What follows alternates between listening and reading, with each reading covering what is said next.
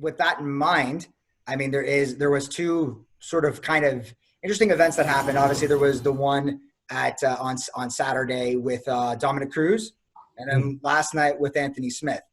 And I think a lot of people, especially non like really hardcore viewers, might think of the UFC very similar to boxing, like, oh, why are they throwing in the towel? But as we know, Bruce, it's not really commonplace.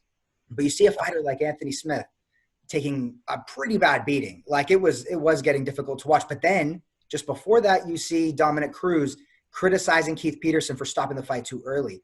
Where do you stand on that? And like, how was that experience for you watching both those two events transpire? It's really very simple. The referees are the sheriffs of the octagon, okay? They are there for fighter safety. They have one of the hardest jobs of anybody. Maybe an angle's wrong. Maybe Keith wasn't tall enough. Maybe whatever. Who knows? Everybody can say whatever they want. But Keith Peterson, in relation to the Dominick Cruz Henry Cejudo fight, to me is one of the top 5 referees in mixed martial arts. He's a great referee and a very cool guy. And I saw Dominick's legs give way. I saw Dominick go down. Sure, he didn't take, a lot of punches when Henry was laying down on him. But Keith made a decision, and that decision was based on his expertise. These things do happen. And the situation is, could it have gone longer? Well, maybe it could have, but Dominick was in trouble. He's serious trouble. And I have no problem with the stoppage.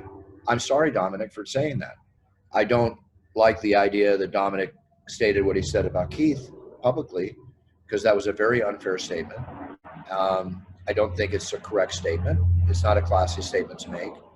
Dominick's a friend. He's a great fighter. He's an awesome human being. He's an excellent commentator.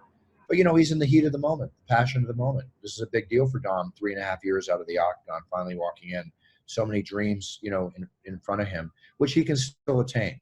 But my dad taught me a long time ago in gambling and in fighting, because he taught me how to fight, and I started fighting from a very young age. Thanks, Dad. He's great. All I can say is that you have to win like you're used to it and lose like it doesn't bother you.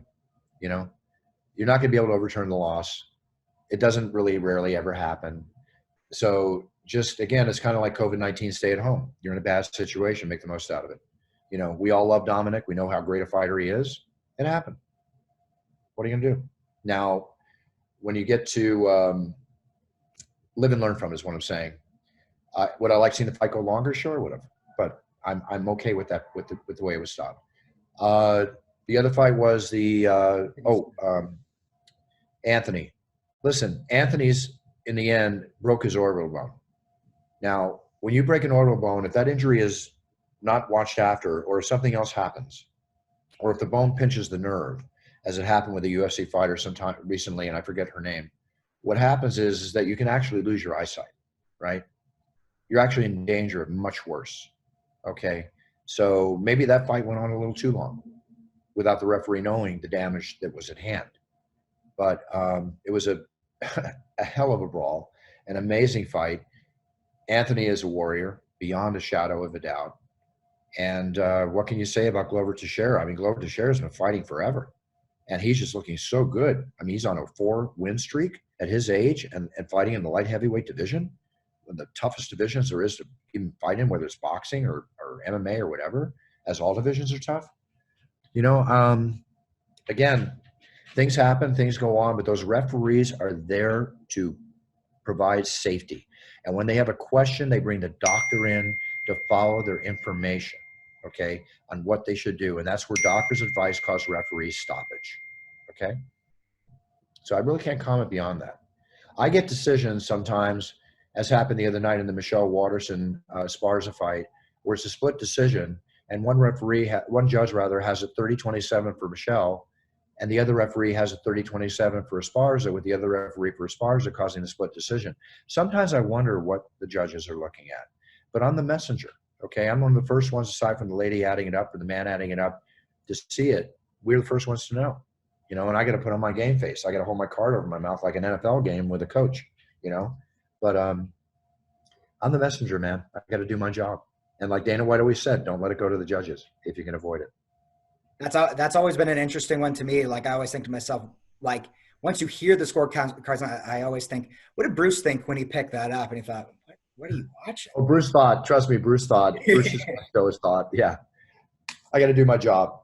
Exactly. Yeah. And to change, to suddenly, especially when you have, like you said, that connection with the fighters, to be like, to say, I mean, and the thing is too, you obviously, you don't have a dog in any fight. You don't want to say this, and I guess the other tricky thing is too, is that one fighter may be losing a little bit more money. So it is I guess a tricky position, but as usual, I mean, you barely notice like that there is anything going on, right? It's sometimes a very emotional situation for me because I know some of these fighters are my friends and I know deep and I know what these fights mean to them. I know what it means to them both mentally and financially, whatever they have stake on the line. And trust me, I'm out there giving my all for these fighters when I announce them because I would love everyone to win a $50,000 bonus. I want every fighter to make $1 million. I have done so much in my 25 years here to try and do well by the fighters because it's all about them. The show's not about me. It's about the fighters, man, and they deserve everything they possibly can get, both in win and defeat.